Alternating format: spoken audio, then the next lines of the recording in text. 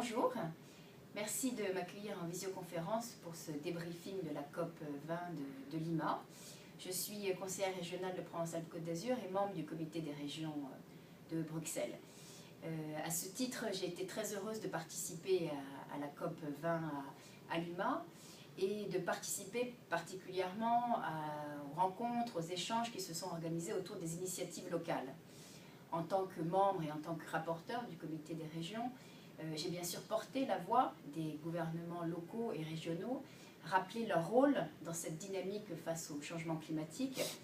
En quelques mots, permettez-moi de les rappeler, mais ce sont bien les gouvernements locaux et régionaux qui mettent déjà en place un grand nombre d'actions très concrètes face au changement climatique, que ce soit dans les transports, dans la rénovation urbaine, dans l'aménagement du territoire, dans les déchets et dans bien d'autres encore.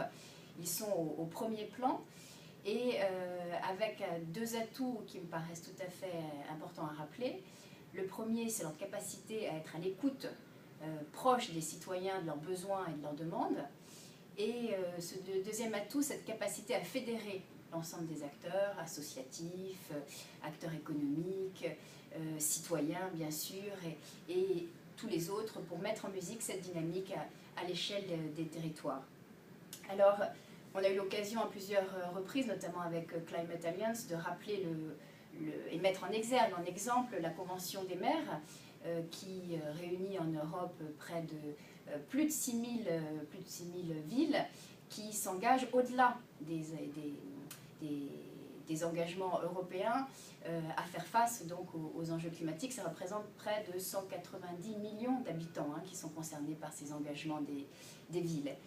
Alors, cette multigouvernance que je rappelais à l'échelle des territoires, on l'a en quelque sorte un petit peu vécu à Lima, au sein de la délégation européenne à laquelle j'appartenais, puisque chacun a joué son rôle, mais de façon très concertée et organisée, que ce soit avec les parlementaires européens, que ce soit avec les équipes de la Commission, mais que ce soit aussi, et c'était un peu nouveau pour moi et tout à fait passionnant, avec le Conseil économique et social européen qui était à nos côtés. Et ensemble, les deux comités européens, nous avons co-organisé des événements, nous avons rencontré ensemble les équipes de la Commission, le commissaire lui-même, M. Cagnete, le secrétariat de la COP, voilà, donc un grand nombre d'échanges. Une rencontre, je le disais, commune que nous avons développée sur les énergies renouvelables, comment elles sont moteurs de développement local.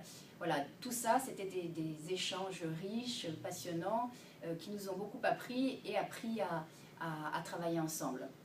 Alors, pour les étapes à venir, je crois que l'enseignement, c'est que il va falloir continuer à faire entendre ces initiatives locales à l'horizon de la COP 21 pour pas simplement les faire reconnaître, c'est pas seulement l'enjeu auprès des États membres et auprès de cette gouvernance internationale qui pour l'instant ne les intègre pas complètement, mais il s'agit qu'ensemble nous soyons capables de montrer et d'engendrer une dynamique encore plus forte qui entraîne elle-même les États membres derrière elle. Donc voilà, cette collaboration que nous avons entamée, les deux comités européens, le comité des régions et le comité économique et social, c'est une collaboration que nous allons continuer d'ici la COP 21, je l'espère. Merci, bon débriefing et à très bientôt.